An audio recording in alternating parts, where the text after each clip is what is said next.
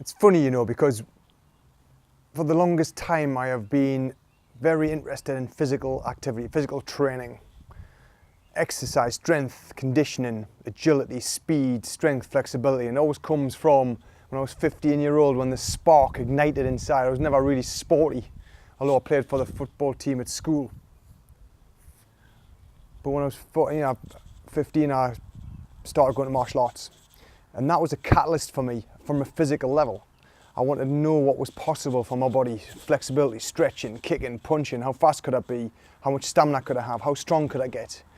But my dad bought us a weight bench, which I put me in my bedroom, and it stayed there for the longest time. I remember how little I could lift, but I was determined.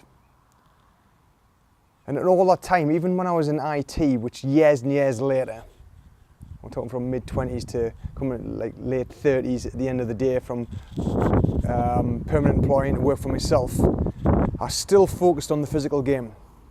So even though I was good at programming, because I was a software developer, I used to write websites and all kinds of things. And yes, that's a kind of a mental thing. There was no amount of mind training. It was all about the physical stuff. It wasn't until, I don't know when it was, I think it was 2009, 2010, when I finally went to a masterclass with my mentor, Jeff Thompson. That's when everything changed for me. I read one of his many books, Shapeshifter. And I realized then I haven't been playing the mental game. I haven't been doing the mind training. I haven't been working on myself. I was so external and proving myself to others that I forgot to prove myself to myself. And so for the longest time, physically, I was working hard all the time. I was fitter, stronger. Even now, I'm probably fitter and stronger than I've ever been. And I'm 45. Because it's an all-time thing, of course. It never stops, although I've had wobbles along the way, just like everybody else. But the mind training is something different. And it doesn't make sense to me that you can do all the physical stuff and then you don't train the one thing that controls everything else. Most people don't. Most people are in complete oblivion to it, oblivious to everything they should be working on, oblivious to their own inner self, if you like. And it came to a point and thought, what do I actually want? Because up to that point in IT, I thought I did know, until all this catalyst with Jeff and the book. I thought, hold on, everything I've been doing for the last 10, 20 years is just not exactly what I wanted to do. I forgot to ask what I wanted, to actually ask myself, what do you want? And then when I realized and jumped into this game, the fitness game, or the health game really for me, that's when I knew I was in the right place, and that's when I was exposed. That's when I realized that I've been doing so many things for other people, I've forgotten to put myself first, whether it was my wife, whether it was the son, whether that was my family, whatever it was. I started attracting things I didn't want. And what I mean by attracting is I put my mind in a resonance frequency, a certain place where I was seeing more or attracting more of the things I didn't want.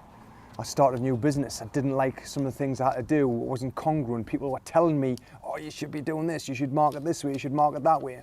And some of it was an element of fear. And I'll hold my hand up, 2010, even though I could speak to anybody. I stood outside of a hairdresser's for an hour.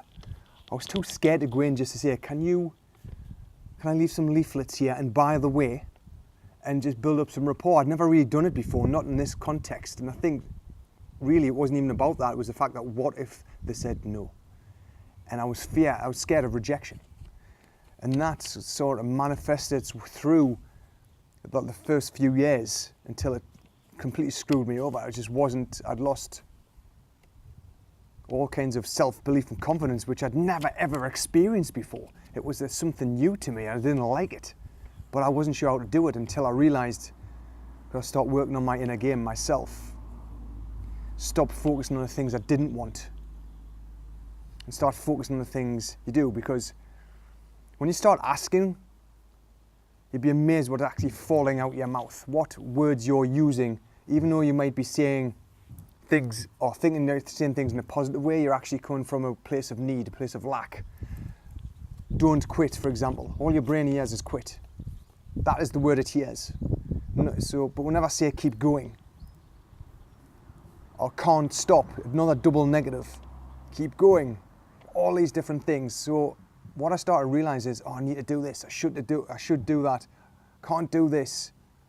All these words were coming from a place of lack. And what I mean by that is should do, external me. Should means why should I do it?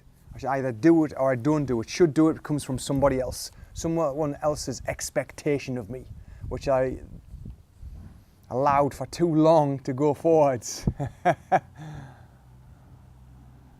And then I realized the only way is to work on the inner game. And I knew about the inner game and I thought I had it, but I didn't. I was just a novice. I was a complete novice at it. And so I started to begin. And it was tough because you start doubting yourself. You then feel like you're in a different frequency to people you've been hanging around with. I alienated people, but not on purpose. It was just the fact that my resonance was different. I don't know if it's ever happened to you guys where you change something or you decide to do something different, you send that ripple outside of you, and then people aren't comfortable. They stop ringing, you stop calling, you stop going out. That happened to me and my wife more than once when I started into this. And all that happened was I was projecting my beliefs on others. I'd always looked after myself, nutrition-wise, training-wise. But when I started working with others and putting it out there and projecting and showing up more, it made people uncomfortable and they backed off. But then I realized that I wasn't being true to myself. The words that were coming out my mouth were not congruent with what I believed. I was saying one thing and believing another. And when I mean saying one thing, I thought I was saying the right words, but I was using the wrong words. So what's falling out of your mouth? What words are you using which you think are positive? Because words are only 12% of communication, but we use them in such a negative way a lot of the time. And that's because we're hardwired. We see a lot of this on the news. We see the misery sells. That's why I never read newspapers. I don't watch the news. I don't listen to it. I don't want to hear it. What I do now in the mornings, I was talking to my wife today, is I used to be uncomfortable with silence. And sometimes I still find myself in situations where I am. But now, I realize that, I think, hold on, I can feel that. The silence is deafening. And so I change it. Now I used to put the telly on when I used to or put some music on in the kitchen. Now I don't. I actually come down, I've got myself wired in, and I'm listening to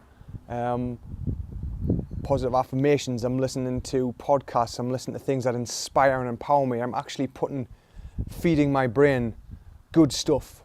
It's, so many people just put the news on the morning as soon as they get up and it's the equivalent of KFC for your mind, McDonald's for your mind.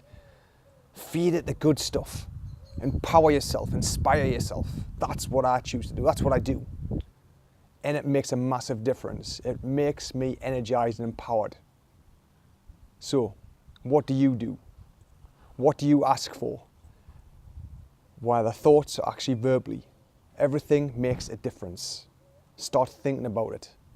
Let me know now I've made you aware of it, how it goes, and see where you are attracting the things you don't want instead of the things you do. Hope that helps. Till tomorrow. Take care.